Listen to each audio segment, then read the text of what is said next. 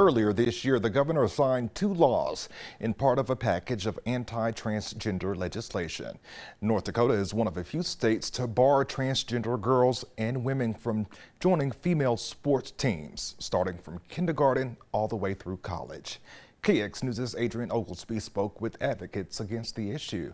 I waited for someone to stick up for us because I thought someone would. My initial thought is, how did we even get here? World-renowned swimmer and advocate Riley Gaines has made mainstream news and social media for her stance on transgenders and athletics.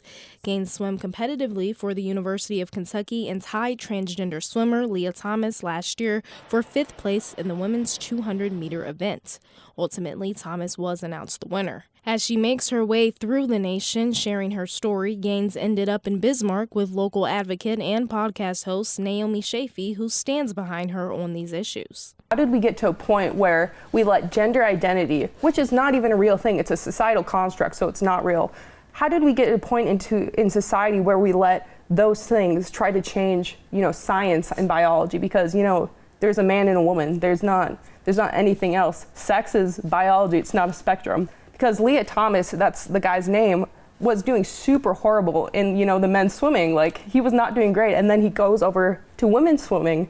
He's like, oh yeah, now I'm like placing like 5th or 1st or whatever. And I'm just like, how do people not see that that's immoral? Many laws and elected officials use the verbiage biological male and or female when discussing transgender issues. The 2 advocates share they are done with that language. It matters. The emphasis we put on words, it influences our behaviors and what these words really mean, how we use them.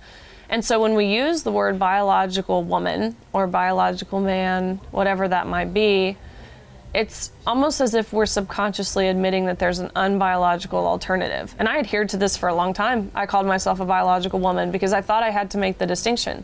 But the only distinction we will ever need was the distinction God gave us when he created man and woman. So adding that prefix biological, it's redundant and it's not needed. And so I'm no longer referring to myself as a biological woman or referring to Thomas as a biological male.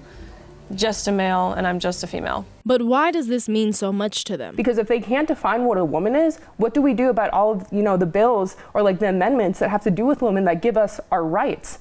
We can't define a woman, so why do we have them? Both Gaines and Shafee shared they feel there are actions parents and students can take. Parents are involved, whether that's the school board, whatever that looks like, be involved. And be willing to defend your daughters. There's a lot of things that, Turning Point USA Faith does. We go to school board meetings, we look at bills to see, if they're biblical or not, and then, those individuals can go and testify.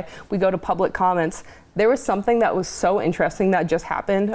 So on the Capitol website, it was Marriage and Family Licensing Board or whatever.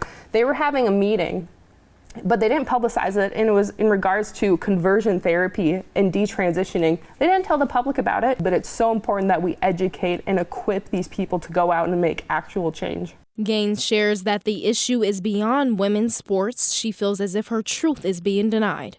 For KX News, I'm Adrian Oglesby. And KX News will next reach out to advocates in support of transgenders in athletics to hear their side soon.